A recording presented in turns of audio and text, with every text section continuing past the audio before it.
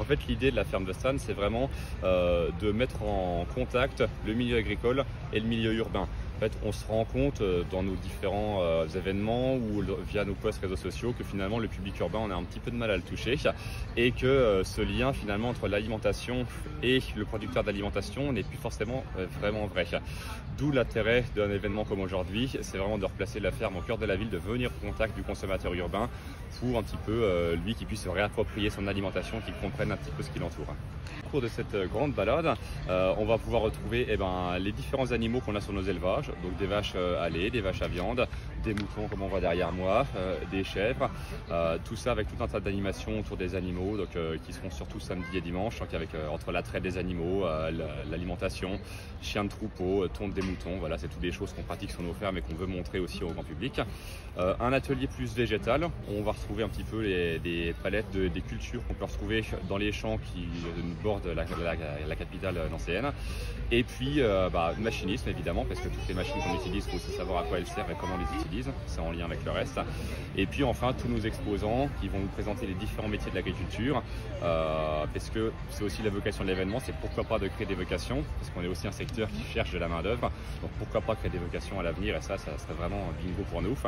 Et puis un grand marché des producteurs samedi et dimanche pour finalement avoir la finalité de l'acte de production, on va dire du produit brut jusqu'au produit fini. Et puis avec ça des petits pôles, un pôle énergie pour rappeler que l'agriculture n'est plus seulement productrice d'aliments mais de plus en plus productrice d'énergie, que ce soit électricité ou gaz. Et puis pour terminer, pour fabrication de pain, de bière, etc. pour un petit peu avoir le côté transformation de nos produits. Alors en Meurthe-et-Moselle, on est, si je dis pas de bêtises, à peu près 4700 actifs agricoles sur des fermes familiales. Donc on a la chance d'avoir en Meurthe-et-Moselle, en Lorraine, des fermes qui sont encore à taille familiale. Et surtout, on a cette chance d'avoir une agriculture, on va dire qu'on appelle de polyculture élevage, c'est-à-dire que la majorité des fermes ont à la fois de l'élevage et des céréales, ce qui fait que c'est hyper complémentaire. D'un point de vue écologique, c'est une vraie force parce qu'on est très résilient de ce côté-là. Et puis, c'est aussi ce qui fait la richesse de nos paysages lorrains. Et c'est pour ça qu'on a des coteaux plantés de mirabelliers, qu'on a des parcs avec des haies, des vaches dans les prés. Voilà, c'est vraiment la richesse de notre agriculture lorraine.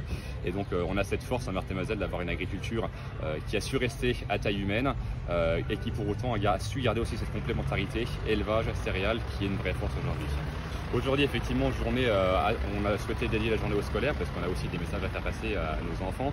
Et donc, on a vraiment axé cette journée sur les scolaires de la communauté urbaine du Grand Nancy. Pour autant, le site est aussi ouvert au public. Et samedi et dimanche, vraiment 2 journées pleines au grand public, donc avec toutes les expositions que je vous ai expliquées. Et en plus, toutes les animations, les animations autour de l'élevage que je vous ai dit précédemment, mais en plus, toutes les animations pour les enfants, on peut faire des baptêmes de tracteurs, par exemple, pour ceux qui n'ont jamais fait.